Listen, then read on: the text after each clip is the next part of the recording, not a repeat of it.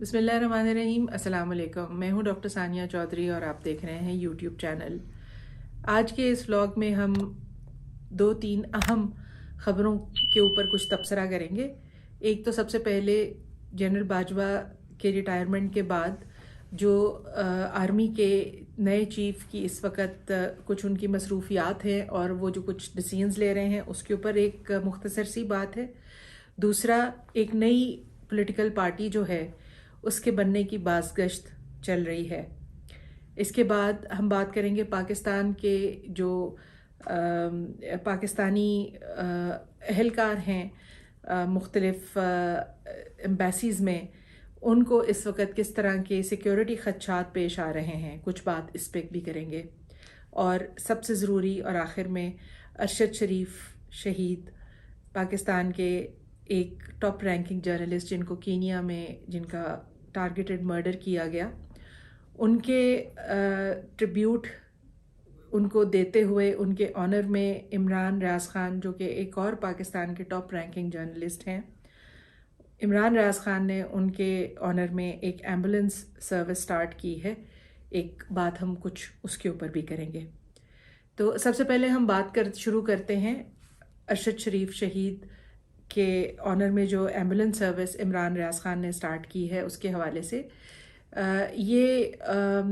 Quaid Azam international hospital جو ہیں inter کر گئی ہیں ایمبولینسز،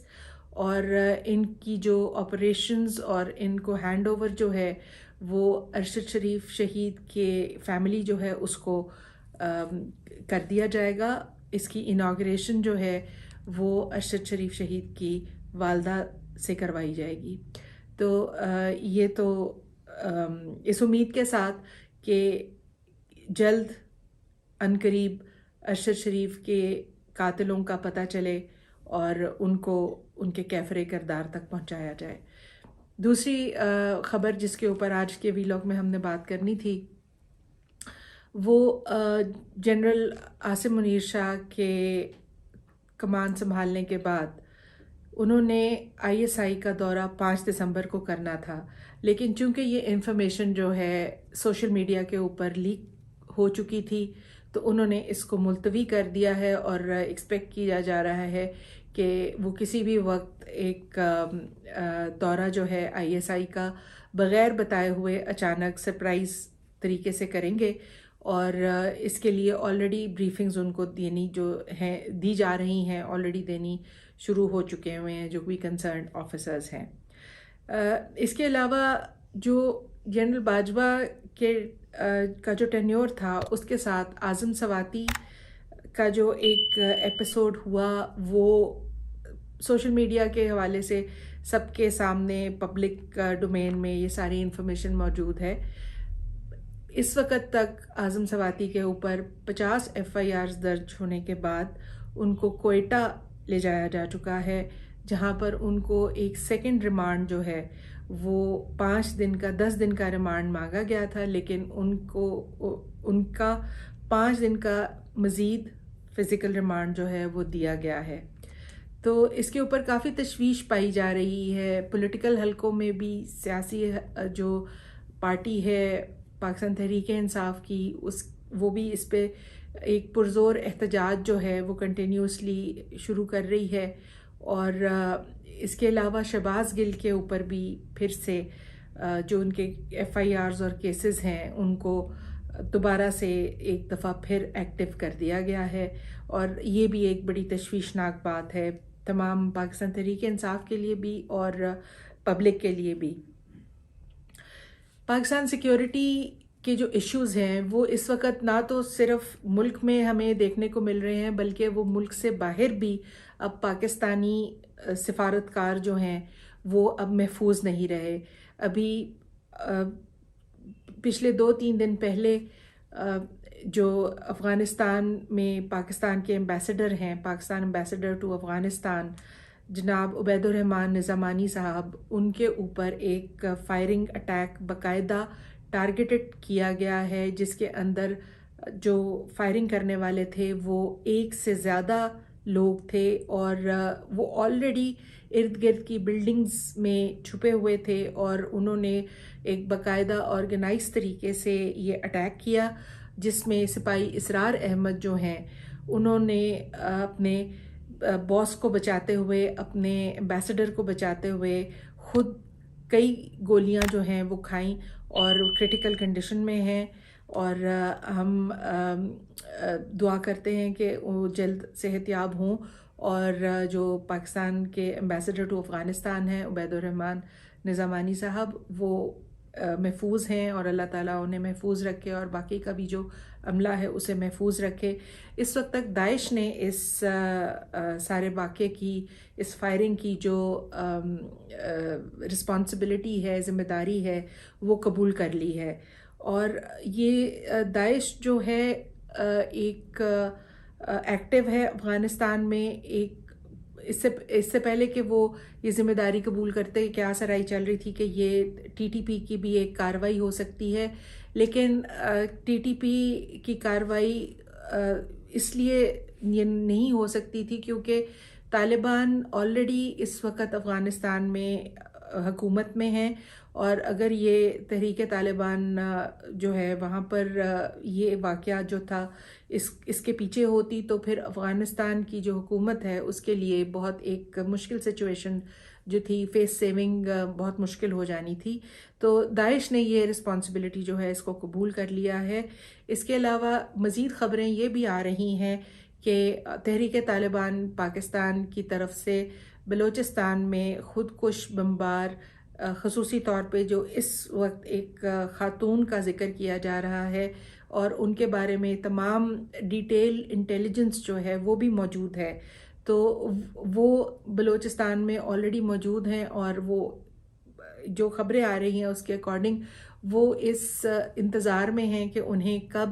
آرڈر ملتا ہے یہ دھماکہ کرنے کا اور بلوچستان میں جانی مالی نقصان جو ہے اس کو کرنے کا۔ یہ اس میں تشویشناک بات یہ ہے کہ ٹی ٹی پی اور داعش کے جو سلیپر سیلز ہیں وہ پھر سے ایکٹیو ہو چکے ہیں۔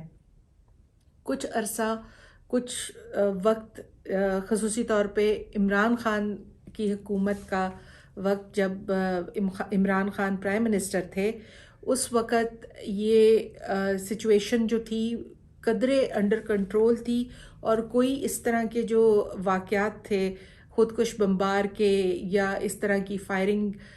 کے اٹیمپٹس ہو رہی ہوں پاکستان کے سفارتکاروں پہ، اس طرح کی کوئی سچویشن دیکھنے میں نہیں آ رہی تھی۔ لیکن افسوسناک بات یہ ہے کہ اس پوائنٹ ان ٹائم پر جب ایک چینج آف کمانڈ ہوئی ہے، پاکستان کے آرمی کے انسٹیٹیوشن کے جو لیڈر ہیں، جو چیف ہیں ان کی، اس کے فوراً بعد یہ چیزیں جو ہیں یہ ایک دفعہ پھر ایکٹیو ہو گئی ہیں، اور ان کا پھر سے سامنا کرنا پڑا۔ پہلے بھی تحریک طالبان پاکستان جو ہے وہ لکی مروت کے علاقے میں خاصی ایکٹیو رہ چکی ہے، اور وہاں پر بھی کافی ساری جھڑپیں جو ہیں وہ رپورٹ ہوئی ہیں۔ اس وقت یہ ایک بہت بڑا چیلنج ہے آرمی چیف جو نئے آئے ہیں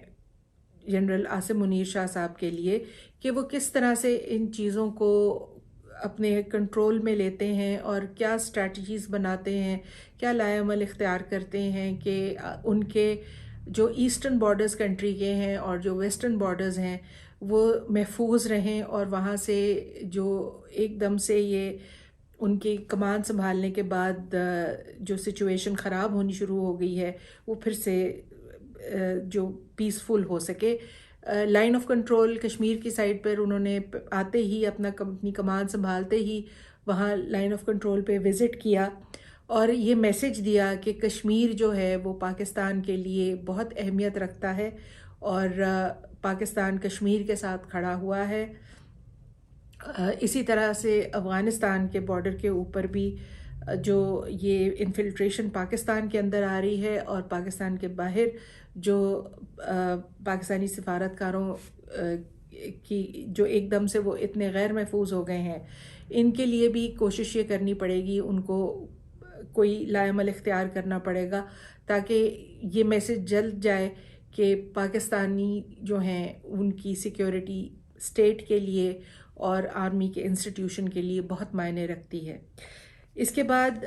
جو اگلی ہمارے پاس ایک ایشو جس کے اوپر ہم نے کچھ تبصرہ کرنا ہے، وہ ایک نئی پولیٹیکل پارٹی جو ہے، کچھ وقت سے یہ خبر کافی پبلک کے سرکلز میں گھوم پھر رہی تھی اور اس بات کی کافی بازگشت ہے کہ ایک نئی پولیٹیکل پارٹی، جیسے اس سے پہلے آئی جے آئی کو اور پھر اس کے بعد کیو لیگ کو کریٹ کیا گیا تھا پولیٹیکل انسٹیبلٹی کے ایک ماحول میں، تو اس طرح سے اس پوائنٹ ان ٹائم پر پھر سے جہاں پر پولیٹیکل انسٹیبلٹی جو ہے وہ بہت ایک شدت اختیار کر چکی ہے پاکستان میں، اس وقت یہ خبر بہت گردش کر رہی ہے کہ جہانگیر خان ترین صاحب اور علیم خان صاحب یہ دونوں بہت رابطوں میں ہیں مختلف ممبر پروونشل اسمبلیز کے ساتھ، کہ اپنی ایک نئی پارٹی جو ہے اس کو کریٹ کر سکیں۔ یہاں پر اس بات کا ذکر کرنا ضروری ہوگا کہ 2013 اور 2018 کے جنرل الیکشنز میں جو پاکستان تحریک انصاف کے جن کینڈیڈیٹس کو پنجاب میں خصوصی طور پہ اور نیشنل لیول پر جہاں تک جہانگیر خان ترین صاحب کا تعلق ہے، پنجاب میں اسپیسیفکلی علیم خان صاحب کے حوالے سے وہاں پر جو کینڈیڈیٹ سلیکٹ ہوئے تھے ان میں پنجاب میں علیم خان صاحب کا بہت اس میں اختیار ان کو کافی دیا گیا تھا پارٹی کی مین سینٹرل لیڈرشپ کی طرف سے، عمران خان صاحب کی طرف سے، اور اسی طرح جو پنجاب میں خصوصی طور سے ساؤتھ پنجاب اور پھر جو نیشنل لیول پہ کینڈیڈیٹ سلیکٹ ہوئے ان میں کافی جو سے تھی وہ اس پوائنٹ ان ٹائم پہ جہانگیر خان ترین صاحب کو دی گئی تھی، چونکہ وہ ایک سینٹر کے لیول پر لیڈر تھے، سینئر لیڈر تھے پارٹی کے۔ تو یہ جب دیکھنے میں یہ آیا کہ جب یہ نو کانفیڈنس ووٹ پاس ہوا آج سے 7-8 ماہ پہلے، تو اس وقت جو علیم خان صاحب کی لابی تھی اس میں سے بہت سے لوگ جو تھے وہ فلور کراسنگ کر کے تو دوسری سائڈ پر گئے تھے، اور اسی طرح یہ بات جہانگیر خان ترین صاحب کے لیے بھی کہی جاتی ہے اور علیم خان صاحب کے لیے بھی کہی جاتی ہے کہ جن لوگوں کو انہوں نے کینڈیڈیٹس دیے ان میں سے بہت سے لوگ جو تھے وہ جن کے اوپر یہ الزام لگتا ہے کہ وہ لوٹا فیکٹری کے تھرو پاس جنریٹ ہوئے ہیں یا مینوفیکچر ہوئے ہیں۔ تو یہ اس وقت جو ہے دونوں ان لیڈرز کی ایک لابی موجود ہے اور اثر و رسوخ رکھتے ہیں سیاسی حلقوں میں، جب سے پی ٹی آئی سے ان کے راستے جدا ہوئے ہیں، گو کہ اس سے پہلے یہ دونوں پی ٹی آئی کے اے ٹی ایمز کے نام سے بہت مشہور رہے ہیں کہ پارٹی کی مین فنڈنگ جو تھی وہ یہی کرتے رہے ہیں، اور تاثر ان کا یہی تھا کہ جب یہ پارٹی سے علیحدگی اختیار کر لیں گے تو پارٹی کی جو پاکستان تحریک انصاف کی جو مختلف ان کے ایونٹس ہوتے ہیں پارٹی کے اور جلسے جلوس ہوتے ہیں، ان کا جو ان کے ایکسپینسز جو ہیں وہ اٹھانے والا کوئی نہیں رہے گا، یا وہ پارٹی کو اس سے فرق پڑے گا، تو پارٹی ان کی علیحدگی کے بعد بھی چلتی رہی ہے۔ سوال یہ ہے کہ اگلی پولیٹیکل پارٹی کیا بن پائے گی، اور اگر بنتی ہے تو اس میں کون کون سے لوگ جو ہیں وہ شامل ہوں گے۔ اس حوالے سے فیصل واڈا کا نام بھی بیچ میں آتا ہے اور ان کا بھی ذکر کیا جاتا ہے کہ وہ بھی پارٹی سے علیحدگی اختیار کر چکے ہیں، اور یہ اس وقت جو ہے ایک بہت اہم سوال ہے اور اس کا کافی اثر انداز یہ ہو سکتی ہے آنے والے جنرل الیکشنز پر جب بھی وہ ہوں۔ دوسری جانب پی ڈی ایم کی جو حکومت ہے وہ بذات خود اس وقت ایک تذبذب کا شکار ہے، نہ تو اکانومی کو سنبھالنے میں کوئی خاطر خواہ فرق ڈال پائے ہیں، خصوصی طور سے جب سے مفتاح اسماعیل کو بدل کر اسحاق ڈار کو لایا گیا تھا کہ وہ آ کر وہ اکانومی کے وزرڈ ہیں، اور وہ آتے ہی اپنے ایک میجک وینڈ سے پاکستان کی اکانومی کے جو حالات ہیں وہ بہت بہتر کر دیں گے، اور پیٹرول کی قیمت اور بجلی کی قیمت اور ڈالر کی قیمت ان سب میں خاطر خواہ کمی دیکھنے میں آئے گی، لیکن ایسا کچھ بھی نہیں ہوا۔ اس کے دوسری پہلو میں زرداری صاحب جو ہیں وہ پنجاب کی حکومت جو ہے اس کو گرانے کے لیے اور اس پنجاب کی حکومت جو ہے اس کو پھر سے ایک دفعہ وہاں پر اثر انداز ہونے کی بھرپور کوشش میں بہت ایکٹیو ہوئے ہیں پنجاب میں آج کل. آج کے لیے بس اتنا ہی. اپنا بہت خیال رکھیے گا. اللہ تعالی ہم سب کو اپنے حفظ و امان میں رکھے. اللہ حافظ.